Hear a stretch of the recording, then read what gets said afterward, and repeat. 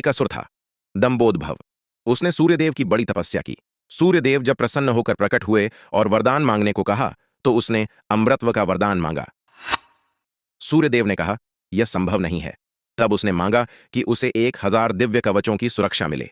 इनमें से एक भी कवच सिर्फ वही तोड़ सके जिसने 1000 वर्ष तपस्या की हो, और जैसे ही कोई एक भी कवच को तोड़े वह तुरंत मृत्यु को प्राप्त हो। सूर्य देवता बड़े चिंतित हुए। वे इतना तो समझ ही पा रहे थे कि यह असुर इस वरदान का दुरुपयोग करेगा, किंतु उसकी तपस्या के आगे वे मजबूर थे। उन्हें उसे यह वरदान देना ही पड़ा। इन कवचों से सुरक्षित होने के बाद वही हुआ जिसका सूर्यदेव को डर था। दंबोदभव अपने सहस्त्र कवचों की सहक्ति से अपने आप को अमर मानकर मनचाहे अत्याचार करने लगा। वह सहस्त्र कवच नाम से जाना जाने लगा। उधर सती जी के पिता दक्ष प्रजापति ने अपनी पुत्री मूर्ति का विवाह ब्रह्मा जी के मानस पुत्र धर्म से किया। मूर्ति ने सहस्त्र कवच के बारे में सुना हुआ था और उन्होंने श्री विष्णु से प्रार्थना की कि इसे खत्म करने के लिए वे आएं। विष्णु जी ने उसे आश्वासन दिया कि वे ऐसा करेंगे। समय क्रम में मूर्ति ने 2 जुड़वा पुत्रों को जन्म दिया, जिनके नाम हुए नर और नारायण। दोनों 2 शरीरों में होते हुए भी एक थे, 2 शरीरों में एक आत्मा। विष्णु जी ने एक साथ 2 शरीरों में नर और नारायण के रूप में अवतरण किया था। दोनों भाई बड़े हुए। एक बार दंबोदभव इस वन पर चढ़ आया। तब उसने एक तेजस्वी मनुष्य को अपनी ओर आते देखा और भय का अनुभव किया। उस व्यक्ति ने कहा कि मैं नर हूं और तुमसे युद्ध करने आया हूं।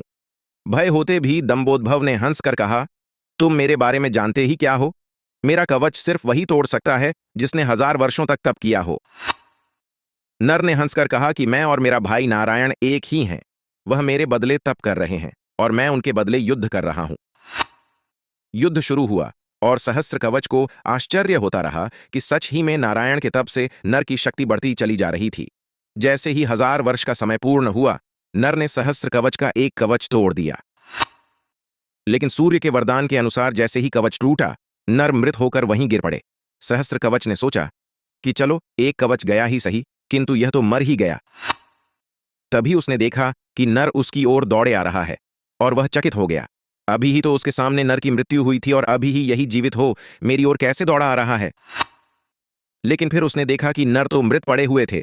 यह तो हूबहू नर जैसे प्रतीत होते उनके भाई नारायण थे, जो दंबोदभव की ओर नहीं बल्कि अपने भाई नर की ओर दौड़ रहे थे। दंबोदभव ने अट्टहास करते हुए नारायण से कहा कि तुम्हें अपने भाई को समझाना चाहिए था, इसने अपने प्राण व्यर्थ ही गंवा दिए। नारायण शांतिपूर्वक मुस्कुराए। उन्होंने नर के पास बैठकर कोई मंत्र पढ़ा और चमत्कारिक रूप से नर उठ बैठे।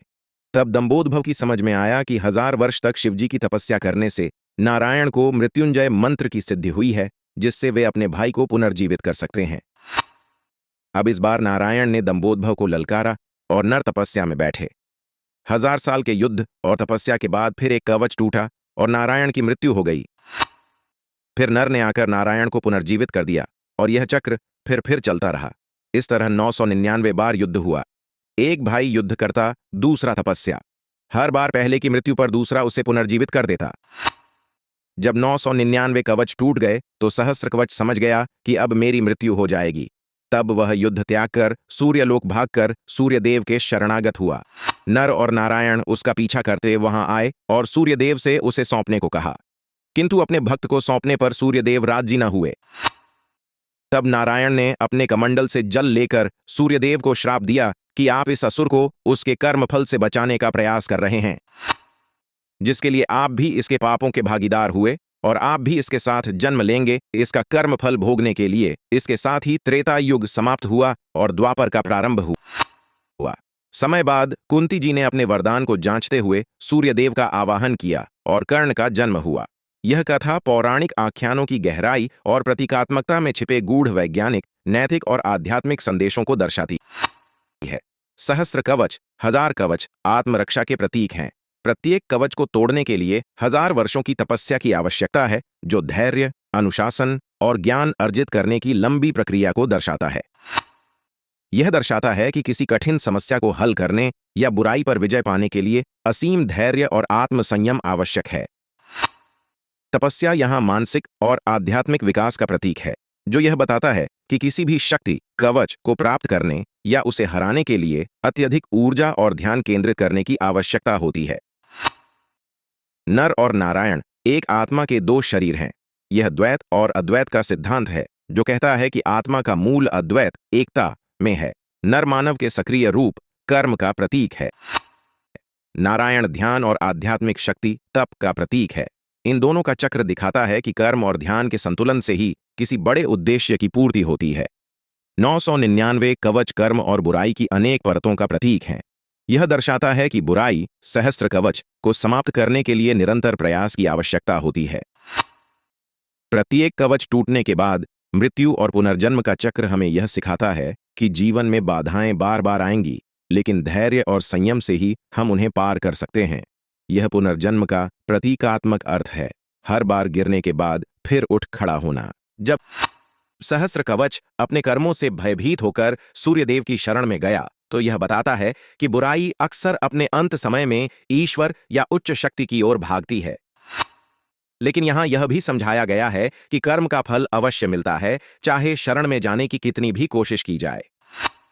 सूर्यदेव का नर और नारायण को सौंपने से मना करना यह दर्शाता है कि ब्रह्मांड में हर कर्म की अपनी समयावधि होती है और हर व्यक्ति को अपने कर्मों का फल भोगना पड़ता है।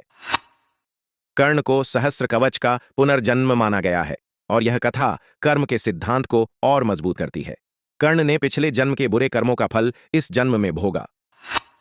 सूर्यदेव का नर और नारायण के साथ पुनर्जन्म लेना यह बताता है कि यहां तक कि उच्च शक्तियां भी अपने कर्म के परिणाम से बच नहीं सकती। यह कर्म फल और पुनर्जन्म के गूढ़ सिद्धांत को स्पष्ट करता है। नर और नारायण का चक्र, एक की मृत्यु और पुनर्जन्म, ऊर्जा के संरक्षण के सिद्धांत का प्रतीक हो सकता है। यह सिद्धांत कहता है कि ब्रह्मांड में ऊर्जा नष्ट नहीं होती, केवल रूप बदलती है। यहां मृत्यु और पुनर्जीवन के माध्यम से यह दिखाया गया है कि आत्मा का अंत नहीं होता, यह केवल शरीर बदलती है।